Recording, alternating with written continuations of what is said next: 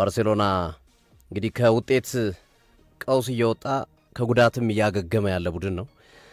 በዚህ ጨዋታ ላይ በዛሬው ጨዋታ ላይ ይህንን ቡድን ልዩ የሚያደርገው ባርሴሎናዎች የሚናፍቁት ፔድሪና ራፊኒያ የሚጣመሩበት ጨዋታ እንደሚሆን ይጠበቃል። ፔድሪም ባለፈው አላቬዝን 3-1 ባሸነፉበት ጨዋታ ላይ ከጉዳት አገግሞ ተቀይሮ ከገባ በኋላ አሲስት አድርጓል ዳኒ ኦልሞ ሶስተኛ ጎል። ራፊኒያም በተመሳሳይ እሱን ተክቶት ነው የወጣው እና የእነዚህ ተጫዋቾች መምጣት በጣም ጠቃሚ ነው። ከ68 ቀናት በኋላ ፔድሪና ራፊኒያ የሚጣመሩበት ጨዋታ የእነዚህ ተጫዋቾች አለመኖር በቡድን ውስጥ ምን ያህል ባርሴሎና እንደጎዳው የቸልሲው ጨዋታ ምስክር ነው። ሌላውን እንተወውና ማለት ነው ሃንሲ ፍሊክ ያንን ጨዋታ 3-1 ቢያሸንፉም በቀደም አላቬስን ያሸነፉበትን ጨዋታ ላይ ግን ደስተኛ አይደሉም። ቡድኔ አምና በነበረው ልክ አይደላችሁም፣ 4 ተከታታይ ድል አድርገዋል፣ አሸንፈዋል፣ ግን ደጋፊ የሚያስረስ ፐርፎርማንስ እያሳያችሁ አይደላችሁም ብሎ ተችቷል። ራፊኒያም ተመሳሳይ ሀሳቡን ነው የተጋራው በዛ ጨዋታ ላይ። ጋቪና ፈርሚን ሎፔዝ በዛሬው ጨዋታ ላይ አይደርሱም። በ8 ጨዋታ 7ኛ ድል ለማድረግ ጉዟቸውን የሚያደርጉ ነው የሚሆኑት። አትሌቲኮ ማድሪድ ላይ በጣም የበላይነት ያለው ቡድን ነው። በድምሩ 246 ጨዋታ አድርገው 112 ባርሴሎና 77 አትሌቲኮ ማድሪድ 57 አቻ ነው ያላቸውና የባርሴሎና ኃያልነት የሚታይበት ጨዋታ ነው በብዙ ጨዋታዎች። ግን አትሌቲኮ ማድሪድ ዛሬ ጨዋታውን ሲያደርግ ጨዋታውን ካሸነፈ ከባርሴሎና ጋር እኩል ነጥብ እንደሚሆንና ሊጉን በጋራ መምራት እንደሚችል እያሰበ የሚያደርገው ጨዋታ ነው። ቀላል ፈታኝ ጨዋታ አይሆንም። ከአራተኛ ደረጃ ተምዘግዝጎ አንደኛ ነው የሚመጣው። ሪያል ማድሪድና ባርሴሎና ሲገባበዙ አንተለፍ ሲባባሉ አትሌቲኮ ማድሪድ ከኋላቸው መጥቶ ደርሶባቸዋል። አጀማመር ጥሩ አልነበረም። በስፓኞል ተሸንፏል። ከዛ በርካታ አቻ ጨዋታዎች ነበሩ። ግን በአርሰናል ከተሸነፉ በኋላ ያሉትን 7 ተከታታይ ጨዋታዎች በሁሉም ውድድሮች አሸንፈዋል አትሌቲኮ ማድሪዶች። በዛሬው ጨዋታ ላይ ማርኮስ ሎሬንቴና ሮቢን ሊኖርማንድ በጉዳት ምክንያት የማይደርሱ እንደሆነ እየተጠቀሰ ነው የሚገኘው። በነገራችን ላይ የዲየጎ ሲሞኔ ቡድን በ14 ተከታታይ የላሊጋ ጨዋታዎች ቀድሞ ጎል በማስቆጠር ታሪክ ሰርቷል። 14 ተከታታይ ጨዋታዎች ቀድሞ ጎል ያስቆጠረ የላሊጋ ክለብ የለም እስካሁን ድረስ። ነገር ግን ዲየጎ ሲሞኔ እኔ ክብረ ወሰኖች ላይ ሳይሆን ማተኩሮ ዋንጫዎች ላይ ነው ማተኩሮ፣ ዘንድሮ ዋንጫውን ለማግኘት መሳተፍ ይኖርብናል የሚል አስተያየታቸውን ሰጥቷል። በባርሴሎና በጥብቅ የሚፈለገው ጁሊያን አልቫሬዝ ዛሬ ከሶርሉዝ ጋር የፊት መስመሩ እንደሚመራና በ4-4-2 እንደሚገቡ ይጠበቃል። ለጥንቃቄ ባሪዮስና ኮኬን መሀል ላይ አድርገው ግራና ቀኝ ልጃቸውን ሲሞኔና አሌክስ ቤናን አድርገው ከፊት አልቫሬዝና ሶርሉዝን አድርገው እንደሚጫወቱ የሚጠበቅ ነው የሚሆነው። ባርሴሎና በንጽጽር ዛሬ ሙሉን ቡድን ያገኛል ከረጅም ጊዜያቶች በኋላ። ለምሳሌ ፔድሪና የራፊኒያ ጥምረት ከ68 ቀናት በኋላ የሚከናወን ነው። ነገር ግን ተከላካይ መስመሩ ላይ አሁንም እጥረቶች አሉ። ተከላካይ መስመሩ በጉዳትም በመሰል ነገሮችም እየተጫነቀ ነው። ሮናልዶ አራሆ ካለ ምክንያት ሰሞኑን ረፍት ይሰጠ ብሏል። ሜንታሊ ልክ አይደለም፣ አእምሮ ልክ አይደለም። በቼልሲ ጨዋታ ላይ 2 ቢጫ ካርድ አይቶ በቀይ መውጣት ታውሳል። ሁሌም ባርሴሎናን ዋጋ የሚያስከፍል ተጫዋች ነው ሮናልዶ አራሆ እና አእምሮ ልክ አይደለም፣ በቃ ስጡኝ ረፍት ብሎ ባርሴሎናዎችም እስከምትፈልገው ድረስ አሁን መጫወት ይችላሉ፣ አሁን መመለስ ይችላሉ እስከምትልበት ጊዜ ድረስ ፈቅደንልሃል ብሎታል ለሮናልዶ አራሆ። እና ዛሬ ባርሴሎና ከአትሌቲኮ ማድሪድ የሚያደርጉት ጨዋታ በጣም በጣም በጣም ቆንጆ ጨዋታ ነው። ምርጥ ፍጥጫ የሚታይበት ጨዋታ ነው። ምንም ጥያቄ የሌለው ጨዋታ። ቅድም ፉላም ከሲቲን በሊጉ ስናነሳ ቆንጆ ጨዋታ ነው እያልን ነበረ። ኒውካስልና ቶተንሃም አለ እኮ ዛሬ ጨዋታ። ግን ካሉበት ደረጃ ካላቸው ውጤት አንጻር አትጠብቀውም። ፉላም ከሲቲ ግን ሲቲ ከአርሰናል ያለው ነጥብ ወደ 2 ያስጠጋ ይሆን ወይስ ፉላም አሸንፎ የሲቲን ጉዞ እንደገና ወደ ኋላ ይመልስበታል የሚለውን ነገር ከማንሳትና ካላቸው ጨዋታ ጥራት አንጻር ትመለከቷል። ባርሴሎና ከአትሌቲኮ ማድሪድም በስፔን ላሊጋ እና የቀኑ ምርጡ ጨዋታ የጨዋታ ነው የዛሬው ቀን ባርሴሎና ከአትሌቲኮ ማድሪድ። እንግዲህ በእኛ ሀገር በኢትዮጵያ የፕሪሚየር ሊጉ ተመልካች ነው በቁጥር ብዙ የላሊጋው የሚለው ግልጽ ነው። ፕሪሚየር ሊጉ ነው ከፍተኛ ተመልካች አለው። ያ ተጽዕኖ ካልፈጠረ በስተቀር 5 ሰዓት የሚካሄደው የባርሴሎናና የአትሌቲኮ ማድሪድ ጨዋታ በጣም በጣም ውብ ፍጥጫ የሚታይበት ለማየት ብቻ ሳይሆን ለመመልከት ብቻ ሳይሆን የጨዋታው ውጤት ከሰዓት ደቂቃ ከደቂቃ የሚያጓጓ ጨዋታ ነው የዛሬው ጨዋታና ይህኛው ጨዋታ በጉጉት ይጠበቃል። ባርሴሎና ይህንን ጨዋታ ማሸነፍ ከቻለ ከተጋጣሚዎቹ የሚርቁበት ነው። ከሪያል ማድሪድን በ4 ነጥብ ይርቃል። ራሱ አትሌቲኮ ማድሪድን በ6 ነጥብ ይርቀዋል። ስለዚህ የቅርብ ተፎካካሪዎችን ከጥቅም ውጭ ማድረግ የሚችልበት ጨዋታ ነው። አትሌቲኮ ማድሪድ ካሸነፈ ለሪያል ማድሪድም ውለታ ነው የሚሰራው። እንደገና ሪያል ማድሪድ ወደ መሪነት ለመምጣት ይህንን ጨዋታ ማሸነፍ የሚጠበቅበት ይሆናል። ግን ሪያል ማድሪድ እስከሚጫወት ድረስ አትሌቲኮ ማድሪድና ባርሴሎና በጋራ ላሊጋውን መምራት ይችላሉ። ያ ማለት ሪያል ማድሪድም ተጋጣሚውን ቢያሸንፍ ቀጣይ ቀን ባርሴሎና ዛሬ በአትሌቲኮ ማድሪድ ቢሸነፍ 3ቱ አንድ ላይ አንገት ለአንገት ይተናነቃሉ በላሊጋው ማለት ነው። 14ኛው ሳምንት ላይ ትንቅንቃቸው ከፍ ብሎ መቀጠል የሚችልበት እድል እንደሚኖር ይጠበቃልና የአትሌቲኮ ማድሪድ የዲየጎ ሲሞኔ ፍልስፍና የዲየጎ ሲሞኔ አስተሳሰብ ለባርሴሎና በጣም ቀላል ነው ተብሎ ነው የሚታመነው። ሁሌም ባርሴሎና አትሌቲኮ ማድሪድ እንዳሸነፈ ነው። አምና ብቻ ነው ከ8 ጨዋታ አንዱን ያሸነፏቸው በኦሎምፒክ ስቴዲየም።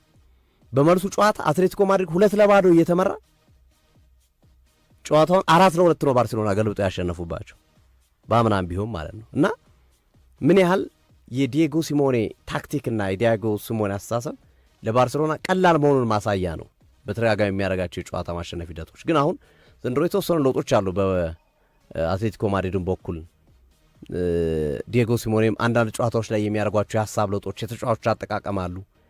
እነሱ ነገሮች ምናልባት ተጽዕኖ ይፈጥራሉ ተብሎ ይጠበቃል። ዞሮ የማታው ጨዋታ ባርሴሎና ከአትሌቲኮ ማድሪድ የሚያደርጉት ጨዋታ ባርሴሎና የሚያንሰራራበት እና ጉዞውን ይበልጥ የሚያጠናክርበት ወይስ አትሌቲኮ ማድሪድ ወደ ዋንጫው ተፎካካሪነት የሚመጣበት የሚለው የሚጠበቅ ጨዋታ ነው። ግርምዬ አድማጮቻችን፣ የኢትዮጵያ ከ17 ዓመት በታች ብሔራዊ ቡድን ሁለተኛ ጎል አስቆጥሯል። በመጀመሪያው አጋማሽ ዳዊት ካሳው የመጀመሪያውን ጎል ዳዊት ካሳው ረፍት ላይ 0-0 ነበር የወጡት። የመጀመሪያውን ጎል ዳዊት ካሳው፣ ሁለተኛውን ቢኒያም አብርሃ ባስቆጠሩት ጎል 2-0 ኬንያን እየመራ ነው። ከ22 ዓመት በኋላ የኢትዮጵያ ከ17 ዓመት በታች ብሔራዊ ቡድን ወደ አፍሪካ ዋንጫ ያልፋል ማለት ነው። 22 ዓመት 1995 ነው። ያስደሳች ነው። ግን የራሱ እንትን ይሰጣል። እሱማ ልክ ነው፣ ደስታ ይሰጣል ለኢትዮጵያውያን። ግን ሶፊዬ አሁን ትልቁ መስራት አለብን። ስቲል አሁንም እንደዚህ አይነት ገባን እኮ አሁን ለምሳሌ በቅርብ ጊዜያቶች እኮ አፍሪካ ዋንጫ ገብተን ሁሌ የምድቡ የመጨረሻ እየሆን ነው የምንወጣው እና እዛም ላይ ስራዎች ሊሰሩ እንደሚገባ ለመጠቆም ያክል ነው። በነገራችን ላይ ጅምሩማ እኮ በጣም ደስ ይላል። ካሉት ተጫዋቾች ውስጥ በቀጣይ ዓመትም በሚኖረው የአፍሪካ ዋንጫ ሶስተኛውን ጎል አገቡት። የአፍሪካ ዋንጫ የማይኖሩ ይኖራሉ። ለምን 17 ዓመት ሻርፕ መሆን አለበት። ካፍ ካለ ወይም ከ17 ዓመት በላይ ከሆነ የእድሜ ገደብ ስለሚገድም ማለት ነው። ሶስተኛውን ጎል አስቆጠሩት። ዋው በጣም ደስ ይላል። በጣም ደስ ይላል። 3-0 ቀይ ቀበሮቹ ወይም የኢትዮጵያ ከ17 ዓመት በታች ብሔራዊ ቡድን ሶስተኛውን ጎል አስቆጥረው 3-0 ኢትዮጵያ 3 ኬንያ ባዶ። በጣም ምርጥ ጎል ነው ያገቡት በነገራችን ላይ። ታግለው ሄደው ድንቅ ጎል ነው። ክሮስ ተደረገ። ግብ ጠባቂው ለማውጣት ሲሞክር በእጁ ተጨረፈ። መረብ ላይ ጎል ያስቆጠረው ተጫዋች በነገራችን ላይ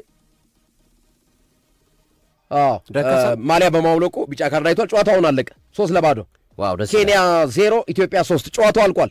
የኢትዮጵያ ከ17 ዓመት በታች ብሔራዊ ቡድን ክብራትና ክብራን አድማጮቻችን ወደ ገብተዋል ወደ አፍሪካ ዋንጫ። ደስታቸውን እየገለጹ ነው በአሁኑ ሰዓት። በጣም ደስ ይላል። ይሄ ትልቁ ስኬት ነው። ወደ 22 ዓመት በኋላ እነ ዩጋንዳ እነ ታንዛኒያን አሸንፈንም ቢሆን ጥሩ ነበር። ባይሆንም ደግሞ ማለፉ በራሱ በጣም አስደሳች ሆኖ እንመለከተዋለን። ለኢትዮጵያ ብሔራዊ ቡድን ደስታቸውን እየገለጹ ነው በከፍተኛ ሁኔታ። ዋው ደስ ይላል። ከደጋፊ ጋር አብረው ደስታቸውን እየተጋሩ ነው። ያለውን ስሜት ለአድማጮች ለማጋራት ያክል ነው። አበበ ቢቂላ ስቴዲየም ላይ ደስ የሚል ስሜት ነው። ኬንያ 0 ኢትዮጵያ 3 ሶስተኛ ደረጃን የኢትዮጵያ ከ17 ዓመት በታች ብሔራዊ ቡድን ይዞ በማጠናቀቁ በአበበ ቢቂላ ስቴዲየም።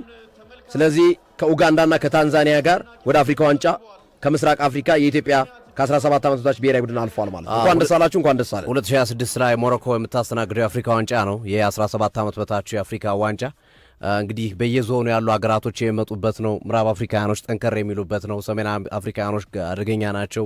ስለዚህ በክብር ለመመለስ ቢያንስ በዝግጅቱ አሁን ካለውም ቴምፖ ከፍ ባለ መንገድ የተሻሉ ተጫዋቾችን ማምጣት አሁንም አንድ ዓመት ስላለን በዚህ ጊዜ ውስጥ ተጫዋቾችን ማብቃት ከፍ ማድረግ ምክንያቱም በዛም በአፍሪካ ዋንጫውም እስከ 4 የሚወጡ ቡድኖች ዓለም ዋንጫ ይገባሉ።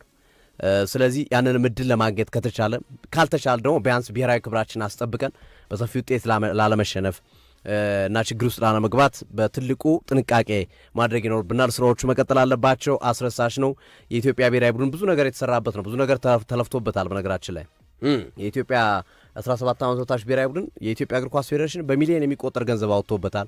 ከ2000 በላይ ታዳጊዎችን በዚህ ምልመላ ውስጥ አካተዋል። ሲዳማና አዲስ አበባ በተለየ መንገድ ለዚህ አስተዋጽኦ ማድረግ ረገድ ከፍ ያለ ሚና አላቸው በመላው ኢትዮጵያ ቢሆኑም ወጣቶቹ ልጆቹ የተገኙት እና ይህንን ተሞክሮ ይህንን ልምድ ማስፋት ማሳደግ ከፍ ማድረግ ተገቢ እንደሆነ ይታመናል ብዬ አስባለሁና እንኳን ደስ አለን መላው ኢትዮጵያውያን። የኢትዮጵያ ከ17 ዓመት በታች ብሔራዊ ቡድን ቀይ ቀበሮቹ ለ2026 የአፍሪካ ዋንጫ መግባታቸው ተረጋግጧል። ትልቁ የቤት ስራ ቀጣይ እንግዲህ ለአፍሪካ ዋንጫ ዝግጅት የሚሆን ስራዎችን መስራት ያስፈልጋል። በታንዛኒያና በኡጋንዳ ልክ ተፎካካሪ የሆነ ብሔራዊ ቡድን መገንባት ያስፈልጋል ለማለት ያክል ነው። ጥያቄ የለውም ግርሜ። ከአጠር ካለ መሸጋገሪያ በኋላ የተለያዩ ስፖርታዊ ጉዳዮችን ጨርሰው ግርሜ ይሻላል። በጣም ሰዓት ስለሌለ 3 ደቂቃ ነው የቀረው። አጫጭር መረጃዎች በእኔ በኩል ያሉት ጂያን ፊሊፔ ማቴታ ኤሲ ሚላን ሊገባ ነው። 2027 እየጠበቀ ነው ያለው ኮንትራቱን ማደስ ስላልቻለ፣ ስለዚህ በዚህ ዓመት መጨረሻ ሊያመራ የሚችል ተጫዋች ነው ተብሏል። ቫር አዳዲስ ነገሮችን ይጨምራል በቀጣይ ዓመት 2026 የዓለም ዋንጫ ላይ ቫር አንደኛ ከዚህ በፊት ኮርና ኳሶች አይታዩም ነበር። ዳኛው ነበር የሚወስነው። ወጣም አልወጣም ዳኛው ከወሰነ ወሰነ ነበር። አሁን ግን በቫር ይታያል። ሁለተኛ ቢጫ ካርዶችን በተመሳሳይ በቫር እንዲታዩ እድሉ መመቻቸቱ እየተሰማ ነው የሚገኘው። ሌላው አስገራሚ መረጃ ሰርጂዮ ራሞስ ነው ግርምዬ። ሰርጂዮ ራሞስ በዚህ ሰዓት ተሰናብቷል ከሞንቴሪ ማነው ሜክሲኮ ያለ ክለብ ሞንቴሪ ከእሱ ክለብ ተሰናብቷል፣ ነፃ ሆኗል እና ማን ሊቀላቀል ቢሆን ጥሩ ነው? ኤሲ ሚላን ሊገባ ነው ሰርጂዮ ራሞስ። ወደ ኤሲ ሚላን መጥቶ በአውሮፓ መድረክ እንደገና ለመጫወት መዘጋጀቱ እየተነገረ ነው የሚገኘው። ይህን መረጃ እናቀርብላቸዋለን። በተጨማሪ ነገ አርሰናል ግርምዬ ስታነሳ ነበር 3 ለውጦችን ያደርጋል ተብሎ ይጠበቃል። ረፍት የሚሰጣቸው ተጫዋቾች እንዳሉ እየተነገረ ነው። ካላፊዮሪ፣ ጁሪያን ቲምበር፣ ሳካ ነገ ያርፋሉ። 3ቱ ሮቴት አደርጋለሁ ብሏል አርቴታ። በእነሱ ምትክ በቲምበር ምትክ ቤን ዋይት፣ በማይልስ ስኬሊ ምትክ በካላፊዮሪ ምትክ በማይልስ ስኬሊ፣ በሳካ ምትክ ደግሞ ማዱኬን አድርገው ያስገባሉ።